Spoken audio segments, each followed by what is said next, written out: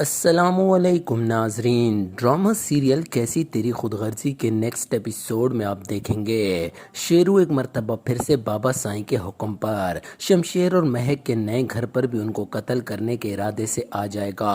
ادھر بات کریں ندا کی تو وہ بھی شادی کے لیے آمادہ ہو جائے گی، اور آخر میں شمشیر کی ماں کس طرح پاگل ہوگی، یہ سارا کچھ ہم آپ کو اس مکمل کہانی میں بتانے جا رہے ہیں۔ تو جلدی سے ویڈیو کو لائک اور چینل کو سبسکرائب کر دیجیے، اس سے ہمیں اپریسیشن ملتی ہے۔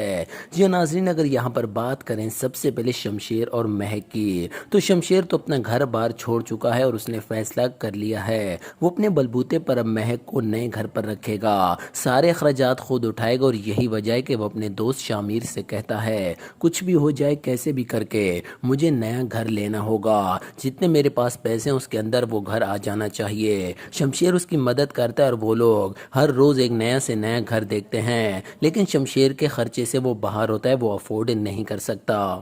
یہی وجہ ہے کہ شمشیر کہتا ہے اتنا گھر ہمیں چاہیے جتنے میرے پاس پیسے ہوں، میری جیب اس بات کی اجازت نہیں دیتی کہ کوئی بڑا اور مہنگا گھر لیا جائے۔ شمشیر کو شامیر کہتا ہے تو اس طرح سے مہک کے ایڈجسٹ کرے گی۔ اس پر آگے سے شمشیر کہتا ہے وہ بالکل ایڈجسٹ کرے گی، اسے مجھ سے محبت ہے اور آگے چل کر میں اسے بڑا گھر دوں گا، یہ تو صرف عارضی ہے۔ اس پر شامیر اور شمشیر کو ایک گھر نظر آ جاتا ہے جس کا رینٹ بھی مناسب ہوتا ہے۔ اس کے بعد آپ دیکھیں گے شمشیر سارے گھر کی ڈیکوریشن کرتا ہے، اس سے پہلے وہ مہک کو اس گھر میں داخل کرے، وہ سارے سامان کو ترتیب سے رکھتا ہے۔ وہ آج بھی مہک سے بے انتہا محبت کرتا ہے اور اس بات کو وہ ثابت بھی کرنا چاہتا ہے۔ سب کچھ سیٹ ہونے کے بعد وہ مہک کو اس گھر میں لاتا ہے۔ مہک جیسے ہی گھر میں داخل ہوتی ہے تو وہ گھر کو دیکھ کر حیران ہو جاتی ہے کہ کہاں پر وہ شمشیر کا بڑا عالی شان محل اور کہاں پر یہ چھوٹا سا ایک 2-4 کمروں کا گھر۔ یہ دیکھ کر مہک پریشان ہوتی ہے تو اس سے شمشیر کہتا ہے پریشان ہونے کی کوئی ضرورت نہیں ہے، لائٹ گئی ہوئی ہے، لائٹ آ جائے گی، گیس کی سہولت بھی ہے، یہاں پر ہم کچھ دن اسٹے کریں گے، میں اچھی جاب کروں گا، اس کے بعد میں تمہیں بہت بڑے گھر میں رکھوں گا۔ میگ یہ سارا کچھ دیکھ کر پریشان تو ہوتی ہے، لیکن وہ شمشیر کی سچی محبت کو اب سمجھنے لگی ہے کہ شمشیر نے اس سے محبت کی تھی، اس کا راستہ غلط نہیں تھا، ارادہ غلط نہیں تھا، بس اس کا طریقہ غلط تھا۔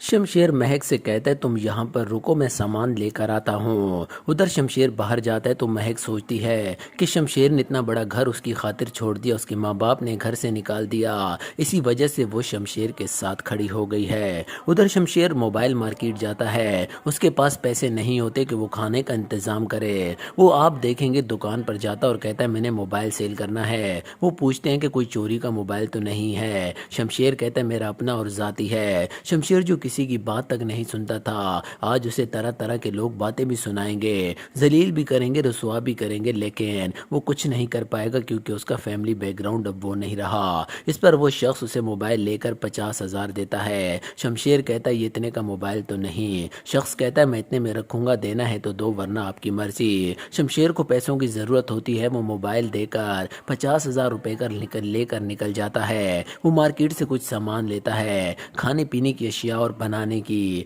لیکن آپ دیکھیں گے جہاں پر وہ آٹو میں بیٹھ کر واپس جا رہا ہوتا ہے اپنے گھر کی طرف، لیکن تبھی آپ دیکھیں گے ہو سکتا ہے بابا سائیں نے جو غنڈے بھیجے ہیں وہ غنڈے اس پر اٹیک کر دیں گے۔ اب یہ ہو سکتا ہے کہ یہ نارمل غنڈے ہوں، یا تو یہ بھی ہو سکتا ہے کہ یہ سارا کچھ صرف اور صرف شمشیر کے باپ کی چال ہو۔ کچھ موٹر سائیکل سوار آتے ہیں، وہ شمشیر پر گن رکھ کر کہتے ہیں سارا کچھ نکال دو۔ شمشیر گھبرا جاتا ہے کہ یہی تو ہے، یہ انہیں دے دوں گا تو میں بھلا کیا کروں گا، لیکن شمشیر انہیں نہیں دیتا۔ وہ شمشیر کے سر پر پسٹل کا بٹ مارتے ہیں، شمشیر کو چوٹ آتی ہے اور وہ شمشیر سے سارا کچھ لے کر وہاں سے بھاگ جاتے ہیں۔ شمشیر کے پاس کچھ بھی نہیں ہوتا۔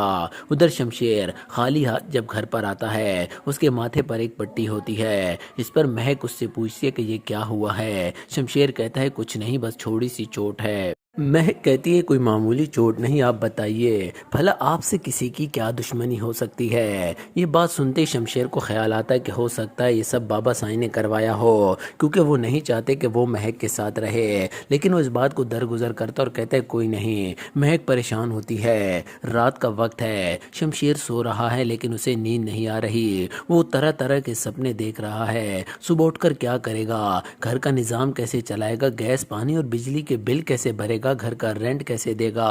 اس نے علیحدہ رہنے کا فیصلہ تو کر لیا ہے, لیکن کیا مہک کے ساتھ وہ سروائیو کر پائے گا. یہی وجہ ہے کہ صبح ہوتی ہے تو وہ شامیر کے پاس آ کر کہتا ہے, مجھے سمجھ نہیں آتی کہ یہ سب کچھ کیا ہو رہا ہے. شمشیر سے شامیر کہتا ہے, تمہیں کیا لگتا ہے تم پر کس نے حملہ کروایا. شمشیر کہتا ہے, مجھے معلوم ہے یہ بابا سائی نے ہی کروایا ہوگا. شامیر کہتا ہے, تم میری بات مانو, آج نہیں تو کل تم سروائیو نہیں کر پاؤ گے اور تمہیں واپس گھر جانا ہے, تو کیوں نہ ابھی تم چلے جاؤ. اس پر شمشیر کہتا ہے, کیا بکواس کر رہے ہو, میں کبھی بھی نہیں جاؤں گا. کوئی معمولی سی نوکری کر لوں گا, مہک کو خوش رکھوں گا, لیکن واپس اس گھر پر کبھی نہیں جاؤں گا. شامیر کہتا ہے, تو ٹھیک ہو گیا, میں تمہارا ہر قدم پر ساتھ دوں گا, تمہیں پریشان ہونے کی کوئی ضرورت نہیں. اگلے ہی روز آپ دیکھیں گے شامیر ایک نئی نوکری کا بندوبست کرتا ہے, جہاں پر آپ دیکھیں گے سیلز مینی کا کام ہوتا ہے. شمشیر کھڑا ہوتا ہے, وہاں پر اسے لوگوں سے پیسے لینے ہوتے اور طرح طرح کے آئٹمز دکھانے ہوتے ہیں, لیکن یہ سب کچھ دیکھ کر لوگ اسے باتیں بھی سناتے ہیں, اسے ذلیل بھی کرتے ہیں, لیکن شمشیر کچھ نہیں کر پاتا کیونکہ اسے مجبوراً یہ نوکری کرنی ہے. اگر وہ کچھ بھی کرے گا تو اسے نوکری سے نکال دیا جائے گا. لیکن ادھر بات کریں ندا کی, تو ندا احسن سے ملاقات کرتی ہے. احسن ندا سے کہتا ہے, میں آپ سے شادی کے بارے میں آپ کی مرضی پوچھنا چاہتا تھا, میں نہیں چاہتا کہ تمہارے ساتھ کوئی بھی زیادتی ہو. اس پر آگے سے ندا کہتی ہے کہ مجھے آپ سے شادی سے کوئی انکار نہیں, میں نہیں چاہتی کہ مہک آپی کی طرح میرے ساتھ کچھ ہو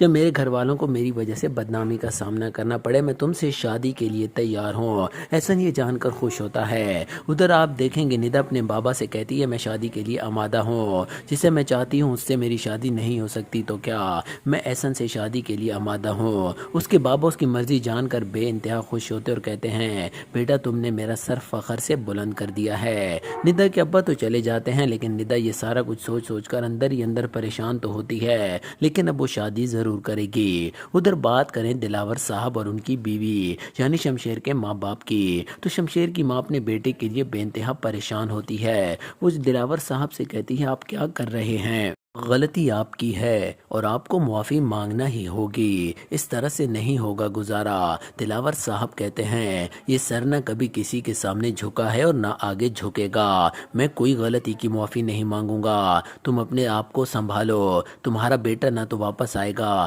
نہ میں کسی سے معافی مانگوں گا. اس پر شمشیر کی ماں بہت زیادہ پریشان ہوتی ہے. شمشیر کا باپ سر جھکانے کو تیار نہیں, شمشیر گھر آنے کو تیار نہیں, اور یہاں پر ساری پریشانی شمشیر کی ماں کو ہو رہی ہے.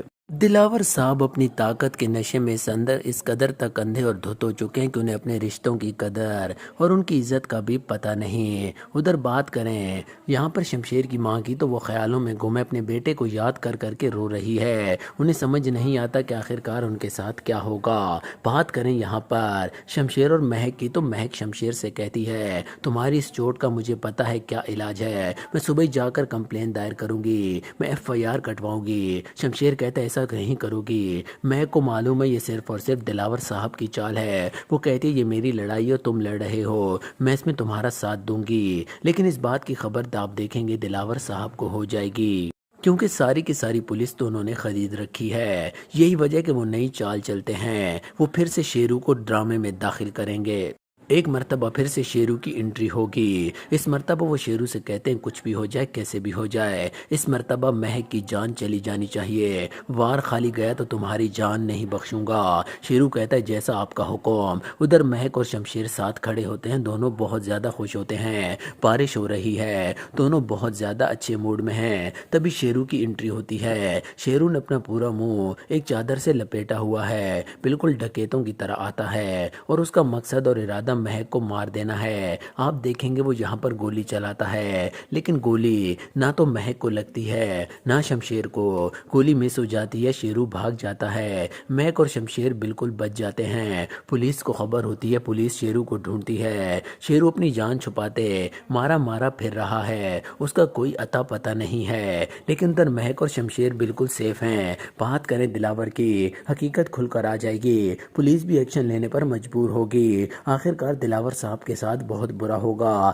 لیکن کیا اسے پولیس پکڑ کر اس کے گناہوں کی سزا دے گی یا معافی؟ بات کریں شمشیر کی ماں کی، وہ آخرکار اپنے بیٹے کی محبت میں رو رو کر یاد کر کر کے آخر میں پاگل ہو جائے گی، وہ ذہنی مریضہ بن جائے گی۔ ہو سکتا ہے آخر میں دلاور اپنا خود گناہ قبول کرے، اعتراف جرم کرے اور اسے آخر میں سزا ہو، یوں مہک اور شمشیر آخر میں ایک ہو جائیں اور وہ واپس اپنے گھر پر بھی آ جائیں۔ اپنی رائے دیجیے گا، اگر ویڈیو پسند آئے تو لائک اور چینل کو لازمی سبسکرائب کر دیجیے گا۔ اللہ حافظ۔